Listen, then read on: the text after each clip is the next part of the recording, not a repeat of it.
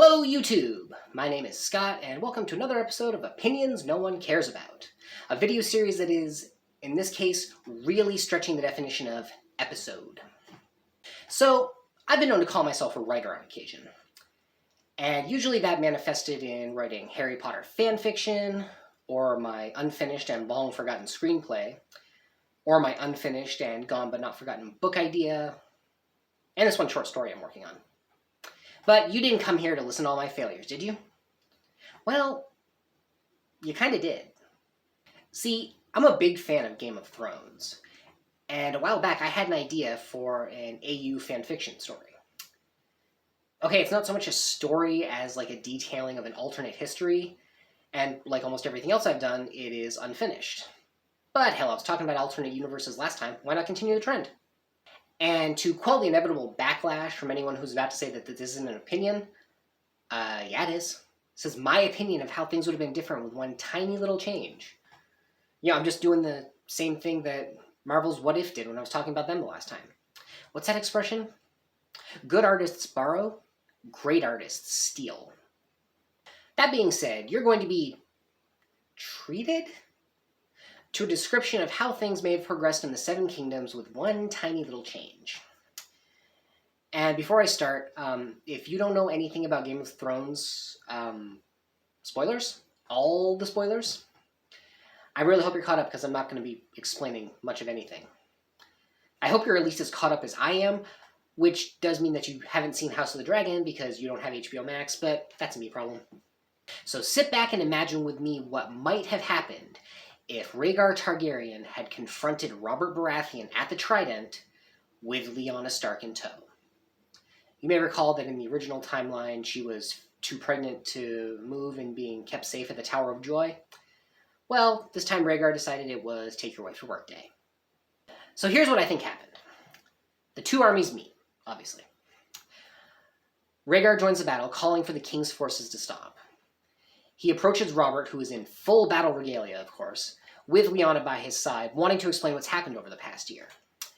Now Robert, who sees the very pregnant Lyanna and is justifiably pissed off, challenges Rhaegar to single combat. And of course the armies hang back just in case, anything goes wrong. The two are evenly matched enough for a while. I mean, Rhaegar has skill in swordsmanship, but Robert has a warhammer, pure fury, and brute strength. This inevitably turns the tide, and soon he finds himself standing over Rhaegar with his warhammer poised. Before he can bring it down, however, Lyanna throws herself across Rhaegar, crying and pleading for Robert to spare his life, telling him that she loves him and, they're legally married. And they can prove it. Now Robert, realizing that he has completely and totally lost Lyanna, so driven by rage that he brings the hammer down anyway, intent on crushing Rhaegar through her if he has to. But his hammer is stopped in midair by ice, Ned Stark's Valyrian steel sword. Ned was on Robert's side, but if his sister is happy and in love and legally married, then he can't support Robert's position anymore. Robert screams at him, telling him he should be just as mad as Robert is, considering that Rhaegar's father, King Aerys, murdered Ned's father and brother, but Ned won't budge. Stubborn warden of the North that he is. Since Robert is now deprived of the woman that he loved so much that when she died, 7 kingdoms couldn't fill the hole that she left, he heads home to Storm's End, where he is advised to run for his life before King Aerys has him beheaded. Being a sensible man, Robert opts to go north. First to Winterfell to mend fences with Ned, and then straight to the Wall to join the Night's Watch. The news spreads across the 7 kingdoms. Tywin Lannister, who purposely didn't declare House Lannister for either side, offers the Mad King his services as hand again. Aerys, in his madness, screams for the destruction of the rebellious houses who rose against him. While trying to placate his father, Rhaegar learns of the king's plot to destroy the city with wildfire if need be. For Rhaegar, this is the breaking point. He orders the Kingsguard to arrest his father. Sir Barristan Selmy takes Aerys into custody. He is formally deposed, and King Rhaegar, first of his name, etc., takes the Iron Throne. With Lyanna and their newborn son by his side, Rhaegar issues a decree that any houses who rebelled against the throne shall be pardoned if they bend the knee. Houses Stark and Tully are the first to do so. Ned Stark, now brother-in-law of the king, and his wife, Catelyn Tully, travel to King's Landing to swear fealty. The houses of Arryn and Greyjoy follow soon after. And since the news reached the Wall too late, as Robert had already taken the Black, his brother, Stannis Baratheon, who is now Lord Paramount of the Stormlands, does so as well. What's his name again? Quellin Greyjoy, father of Baelon, personally swears fealty instead of dying in the Greyjoys' failed attack on the Reach. With his health failing, however, he barely makes it back to the Iron Islands before dying. One family takes a little longer to placate. Elia Martell, alive and well with her 2 children, is understandably furious at Rhaegar for annulling their marriage. She takes the children back to Dorne, vowing to get some form of revenge. On Rhaegar's orders, Tywin Lannister travels to Dorne to try and broker peace. Somehow he comes back with not only peace, but a betrothal between his daughter Cersei and Elia's brother Oberyn. The 2 are married soon after. It works out pretty well for them. Oberyn travels the world, and of course Cersei has Jaime in King's Landing. She's sure to drink a lot of moon tea. The children remain in Dorne with Elia, although when Aegon Martell is older, he's fostered at Casterly Rock. One of the conditions of this peace treaty is that there must be a Dornishman on the small council.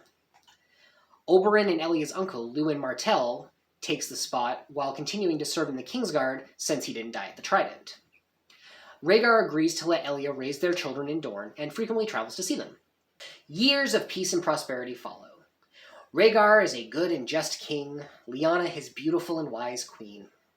Their son Aegon, who is never known as Jon Snow, grows up happy, strong, and brave in the Red Keep. Their cousins, the Starks of Winterfell, visit yearly. Lyanna bears Rhaegar 2 more children, a daughter named Danella and a son named Brandon. Rhaegar pushes for Rhaenyra, but Lyanna declines. His siblings, Viserys and Daenerys, grow up in the Red Keep as well. Lyanna is delighted to have them there to play with their niece and nephews. She would gladly accept Aegon and Rhaenys Martell as well, were it not for their mother's insistence on raising them in Dorne. In the north, Bran Stark takes his responsibility as the second son of House Stark very seriously. He wants to join the Night's Watch as a child, even going so far as to threaten to run away to Castle Black. Catelyn is understandably against the idea, but Ned points out that he would be going there anyway, and that Robert, who is now a successful ranger, can keep an eye on him. So Bran goes to Castle Black and takes the Black, becoming a ranger, and accompanies Robert and Lord Commander Mormont on several excursions beyond the Wall. One of these takes him to Craster's Keep, where his predilection for climbing finds him on the roof one night, where he can see Craster taking one of his sons into the woods. He follows him quietly and soon learns the terrible truth of what Craster does with his sons and the White Walkers. Unfortunately, the Walker spots him and he's forced to run. Even more unfortunately, he runs the wrong way and he's soon lost. Stumbling through the darkness, he can hear the Walker coming up behind him. He turns to face him with his sword drawn. The Walker advances nearer and explodes. Behind him is Meera Reed holding a shard of dragonglass. She and Jojen had tracked Bran down in the north in order to take him to the Three-Eyed Raven. Bran protests, saying he's sworn an oath to the Watch, but Jojen tells him that his destiny goes far beyond being a ranger, and talks to him about some of his dreams to convince him. The 3 of them make their way to the cave where the Three-Eyed Raven begins his training. Okay, this was my favorite part to write. Hodor was never with Bran, so Bran didn't warg into the past and mess with his mind. So what happened to him? Well, in the past, young Ned Stark convinced his father to let Willis, the tall stable boy, be trained in swordplay by Sir Roderick. He has some natural skill, although he finds he's much better at swinging a warhammer like Robert does. He's dubbed the Great Wolf due to his size and loyalty to House Stark. When Robert's rebellion begins, Willis is riding at Ned's side. He's there at the Trident when Rhaegar and Robert have their battle. When Ned goes to bend the knee, Rhaegar honors Willis by personally knighting him. And Sir Jonathor Darry of the Kingsguard is replaced by Sir Willis Greatwolf. 16 years after Robert's failed rebellion, Rhaegar sails to Dorne on his annual trip to see his children. His usual route hugs the coast of Westeros, but this time a massive storm hits his ship as it passes through Shipbreaker Bay, which eventually sinks it just off the coast of Cape Wrath. There's only one survivor, Sir Luwin Martell, who was traveling with Rhaegar as a member of his Kingsguard and to see his own family. He's rescued by sailors from Tarth, and news of the king's death spreads through the kingdoms, well, like wildfire. There is an immediate conflict as everyone from the small council to the great houses of Westeros disagree on who should succeed Rhaegar as king.